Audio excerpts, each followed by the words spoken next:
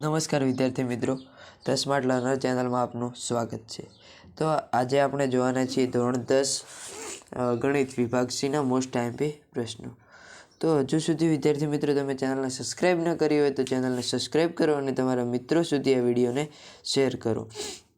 તો આપણે બે ત્રણ પ્રશ્ન વધારે છે, પણ એવા પ્રશ્ન હશે કે જે પરીક્ષામાં મોસ્ટપણે પૂછાવાની શક્યતા ધરાવતા હોય, અને આ પ્રશ્નોમાંથી જ પરીક્ષામાં પ્રશ્નો આવશે તેવી પૂરેપૂરી સંભાવના છે. તો વિભાગ સી જોઈએ. તો પહેલો જ પ્રશ્ન છે 2x + 3y = 11 અને 2x - 4y = -24નો ઉકેલ શોધો, અને એવો એમ શોધો કે જેથી y = mx + 3 થાય. પછી બીજો પ્રશ્ન છે 5 વર્ષ પહેલાં નૂરીની ઉંમર સોનુની ઉંમરથી 3 ગણી હતી. 10 વર્ષ પછી નૂરીની ઉંમર સોનુની ઉંમર 2 ગણી છે કરતાં 2 ગણી છે. તો નૂરી અને સોનુની વર્તમાન ઉંમર શોધો. ત્રીજો પ્રશ્ન છે બે પૂરક ખૂણો પૈકી મોટો ખૂણો નાના ખૂણા કરતાં 18 અંશ મોટો હોય તો બંને પૂરક ખૂણો શોધો. ચોથો પ્રશ્ન છે કે સુરેખ સમીકરણ યુગમાં આદેશની રીતે ઉકેલ શોધો. તો અહીંયા 4 આપેલા છે, એમાંથી કોઈ બી એક પૂછાય એવું નહીં. આ 4 તમારે પ્રેક્ટિસ કરવાના છે. આ મોસ્ટપણે આ 4 જ પૂછાતા હોય છે સુરેખ સમીકરણ યુગમાં આદેશની રીતે. એમાંથી કોઈ બી એક હોઈ શકે છે. પછી સુરેખ સમીકરણ યુગમાં નો ઉકેલ લોપની રીતે શોધો. તો લોપની રીતે શોધવાનો છે. એમાં પણ આ 4 જે મોસ્ટપણે પૂછાતા હોય તેવા લીધા છે, તેમાંથી એક પૂછાઈ શકે છે. પછી છઠ્ઠો પ્રશ્ન છે સમાંતર શ્રેણી 5મા ચેપ્ટરનો શરૂ થાય છે. 3 અંકની કેટલી સંખ્યા 7 વડે વિભાજ્ય હશે? 8ના પ્રથમ 15 ગુણિતનો સરવાળો શોધો. 8 વડે વિભાજ્ય પ્રથમ 40 ધન પૂર્ણાંકોનો સરવાળો શોધો. 9મો પ્રશ્ન સમાંતર શ્રેણી 10, 7, 4 - 62માં છેલ્લેથી પ્રથમ પદ તરફ 11મો પદ શોધો. પછી 10મો પ્રશ્ન છે કે સમાંતર શ્રેણી 3, 15, 27, 29નું કયું પદ 54માં પદ કરતાં 132 વધુ હશે? અને પછી છે કે પ્રશ્ન એવો છે બિંદુઓ 4, -1 અને -2 અને -3 ને જોડતા રેખાખંડના ત્રિભાગ બિંદુના યામ શોધો. તો વિદ્યાર્થી મિત્રો, આ પ્રશ્ન પરીક્ષામાં 100% હશે. અને ત્રિભાગ બિંદુનો પ્રશ્ન તો પરીક્ષામાં હોય જ છે, અને એમાં આ પ્રશ્ન ખાસ પૂછાવાનો છે. તો આ પ્રશ્ન કર્યા વગર આપ પરીક્ષામાં જશો નહીં. પછી છે 12મો પ્રશ્ન છે કે જો P, Q, R, S એ એક સમાંતર બાજુ ચતુષ્કોણના ક્રમિક શિરોબિંદુઓ હોય તો x અને yના મૂલ્યો શોધો.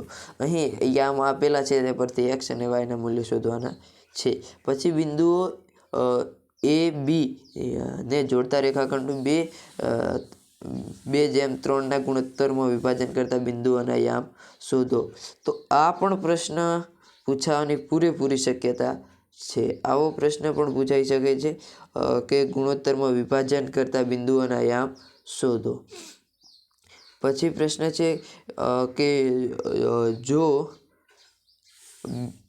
2 - 5 અને -2 9થી સમાન અંતરે હોય તેવું x પરનું બિંદુ શોધો. પછી 15મો પ્રશ્ન છે કે બિંદુઓ A, B, C અને D આ જ ક્રમાંકમાં સમાંતર બાજુ ચતુષ્કોણના શિરોબિંદુઓ હોય તો Pની કિંમત શોધો. તો અહીં Pની કિંમત શોધવાની છે. પછી છે 16મો ક્વેશ્ચન એવું કહે છે કે સાબિત કરો કે વર્તુળના બહારના બિંદુમાંથી દોરેલા સ્પર્શકોની લંબાઈ સમાન હોય છે. તો આ પણ પ્રમેય પરીક્ષામાં 100% હશે. આ પ્રમેય છે 10મા ચેપ્ટર વર્તુળનો. તેમજ વર્તુળના બહારના બિંદુમાંથી દોરેલા સ્પર્શકોની લંબાઈ સમાન હોય છે. આ ક્વેશ્ચન પરીક્ષામાં 100% હશે.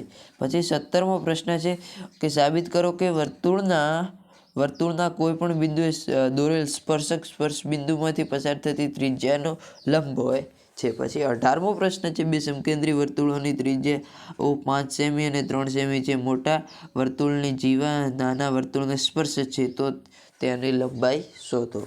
પછી વિદ્યાર્થી મિત્રો આપણે બાકી રહે છે ચેપ્ટર નંબર 13 આંકડાશાસ્ત્ર અને ચેપ્ટર નંબર 14 સંભાવના.